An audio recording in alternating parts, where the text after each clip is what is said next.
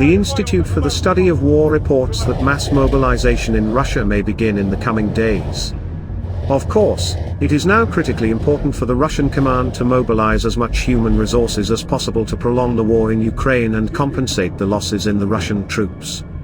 Exactly prolongation, because any breakthrough and breaking of the situation for the occupiers in Ukraine is no longer expected. It is worth considering what the mobilization resource of Ukraine is and whether Russia's attempt to attack using the tactics of the USSR without regard to its own losses will be a problem for the Ukrainian armed forces. In modern warfare, live-meat attacks are not effective. The issue is solved by sufficient ammunition and manning of units, as well as the availability of artillery. There are currently no plans to declare mobilization in Ukraine, while in Russia it has not ended since September. This speaks to the quality of the conduct of hostilities by the two sides and the incommensurability of losses resulting from two completely different tactics. Many experts and politicians say that the Russian leadership is ready to fight a long war. But will it have enough financial resources to do so? That is its vulnerability. A long war is what? And this is primarily a human resource, a financial resource, a material and technical resource. The concept of a battalion tactical group is already disappearing in Russia, as the army does not have the ability to staff them. The technique is massively removed from conservation, after decades of storage, repaired and shipped to the front, but it is still critically lacking.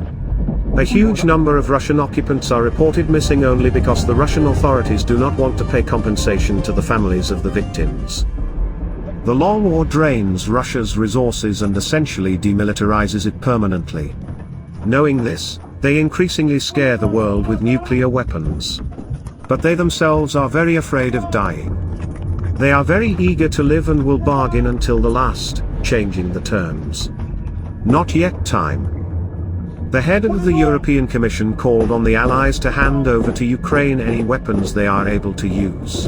And the President of the European Council made such a statement: they urgently need more weapons, and I personally advocate the supply of tanks to Ukraine. Will there be a transition from appeals to concrete deliveries? This has already been going on for quite some time, and the list of weapons to be provided is being expanded. In December we learned about the partners' readiness to transfer Patriot SAMs, as well as French-Italian SAMP-Ts. In the first days of 2023 it became known about the readiness of France to transfer AMX-10RC infantry fighting vehicles to Ukraine, and also the new US aid package included M2 Bradley infantry fighting vehicle. Now everyone is actively discussing the transfer of British Challenger 2 tanks, as well as the high probability of receiving Leopard 2 tanks by the AFU. The list of transferred armament is rapidly expanding, and I am sure it will continue to expand in the future.